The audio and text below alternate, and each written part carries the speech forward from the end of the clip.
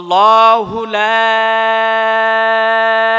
ইলাহা ইল্লাহু, প্রথম বাক্য। আল্লাহ পাক বলছেন আল্লাহ, তিনি আল্লাহ, লা ইলাহা ইল্লাহু, তিনি ছাড়া কোনো ইলাহ নাই, তিনি ছাড়া প্রকৃত কোনো ইলাহ নাই। আল্লাহ নিজেই এখানে বলছে তিনি ছাড়া কোনো প্রকৃত ইলাহ নাই, এরও দলিল আছে। আপনি সূরা আল ইমরানের 18 নম্বর আয়াতটা একটু পড়বেন। শাহিদাল্লাহু আন্নাহু লা ইলাহা ইল্লাহু ওয়াল মালাইকাতু ওয়া উলুল ইলমি কাইমান বিল কিসত লা ইলাহা ইল্লা হুয়াল আজিজুল হাকিম।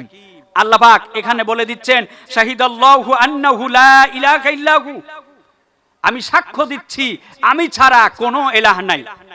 ওয়াল মালাইকাতু, ফেরেশতারাও সাক্ষী দিচ্ছে আল্লাহ ছাড়া কোনো ইলাহ নাই। ওয়া উলুল ইলমি কাইমান বিল কিসতি, যারা ন্যায়ের প্রতিষ্ঠিত, ন্যায় প্রতিষ্ঠাকারী, যারা জ্ঞানী, তারাও আল্লাহর পক্ষে সাক্ষ্য দিচ্ছে আল্লাহ ছাড়া কোনো প্রকৃত ইলাহ নাই।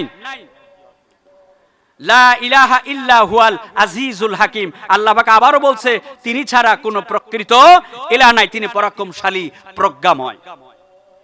এই আয়াতের ব্যাখ্যায় ইবনে কাসির উল্লেখ করেছেন নবীজি সাল্লাল্লাহু আলাইহি ওয়াসাল্লাম বলেছেন আনা শাহিদাল্লাহ, আমিও সাক্ষী দিচ্ছি আল্লাহ তুমি এক এবং অদ্বিতীয়, তোমার সমকক্ষ কেউ নাই। তাহলে আল্লাহর সাক্ষী নিজে নিজেই দিয়েছেন, ফেরেশতাও দিচ্ছেন, এবং যারা জ্ঞানী, যারা ন্যায় বিচারক, তারাও আল্লাহর পক্ষে সাক্ষী দিচ্ছে। মুহাম্মদ সাল্লাল্লাহু আলাইহি ওয়াসাল্লামও আল্লাহর পক্ষে সাক্ষী দিচ্ছেন আল্লাহ ছাড়া কোনো ইলাহ নাই। এ সম্পর্কে কোরআনে অসংখ্যবার আল্লাহ ছাড়া কোনো প্রকৃত ইলাহ নাই এই কথা বারবার বলা আছে।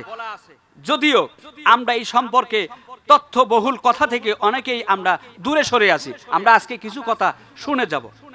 যেমন মহানবী সাল্লাল্লাহু আলাইহি ওয়াসাল্লামকে মক্কার কুরাইশগণ বলেছিল যে তোমার রবের কথা যে বলো, এই রবের গুণ সম্পর্কে কিছু কথা বলো। তখন আল্লাহ পাকের পক্ষ থেকে একটি সূরা নাজিল করে দিলেন। সূরাটি হলো সূরা ইখলাস। আল্লাহর গুণ সম্পর্কে, আল্লাহর সিফাত সম্পর্কে, আল্লাহর বিষয় সম্পর্কে তুলে ধরা হয়েছে সূরা ইখলাসের মধ্যে।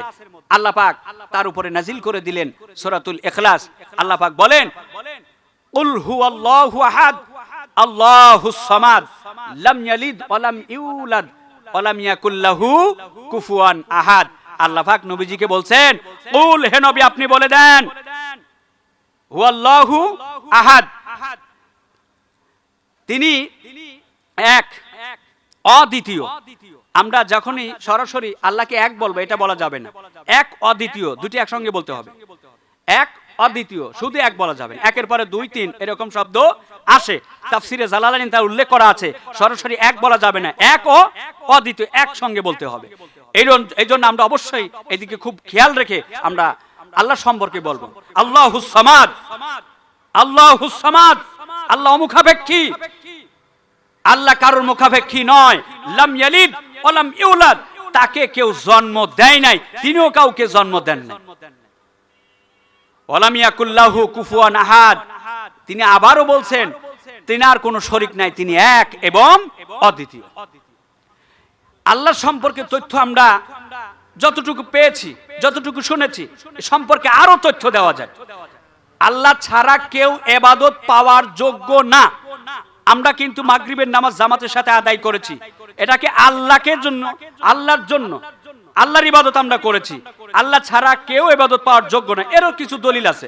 আমরা সূরা বাকারার 83 নম্বর আয়াতটা আমরা পড়ে থাকি। ওয়াইজ আখাযনা মিসাকা বানি ইসরাঈলা লা তা'বুদুনা, এখানে আল্লাহ পাক বলেছেন যে আল্লাহ ছাড়া কোনো প্রকৃত ইলাহ নাই, এবং তোমরা যদি ইবাদত করো শুধু তার ইবাদত করতে হবে, তার ছাড়া আর কারো ইবাদত করা যাবে না।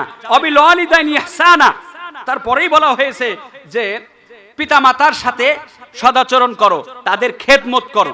এরকম ভাবে আরেকটা দলিল দেওয়া হয়েছে সূরা নিসার মধ্যে 36 নম্বর আয়াতে আল্লাহ পাক বলেছেন ও আবুদুল্লাহ ওয়া তুশরিকু বিহি শাইআ ওয়া বিল ওয়ালিদাইনি ইহসানা। এখানেও বলতেছে তোমরা ইবাদত করো আল্লাহ ছাড়া অন্য কারণ। আল্লাহ ছাড়া আর কারোর ইবাদত করা যাবে না। তোমরা যদি ইবাদত করতেই চাও তাহলে আল্লাহরই ইবাদত করো।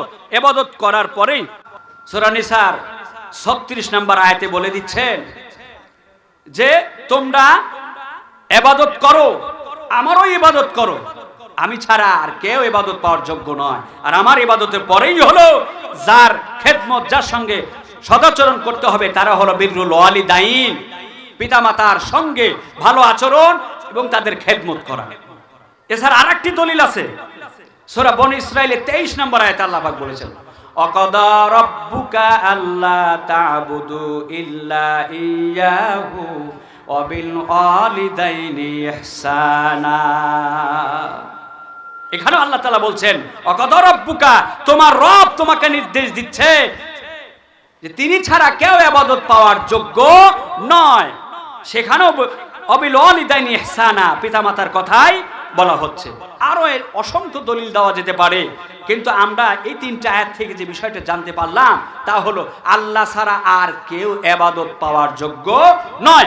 আল্লাহর ইবাদতের পরেই যার স্থান তা হলো পিতা এবং মাতা। তাদের আনুগত্য করা এবং তাদের সেবা যত্ন করা, তাদের খেদমত করা, এটা হলো আল্লাহর পরের স্থান।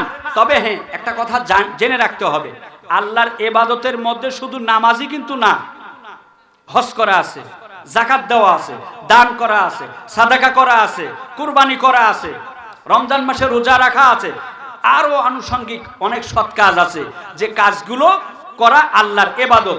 আল্লাহর ইবাদতের পাশাপাশি পিতামাতার সদাচরণ করা, এটাও একটা ইবাদত।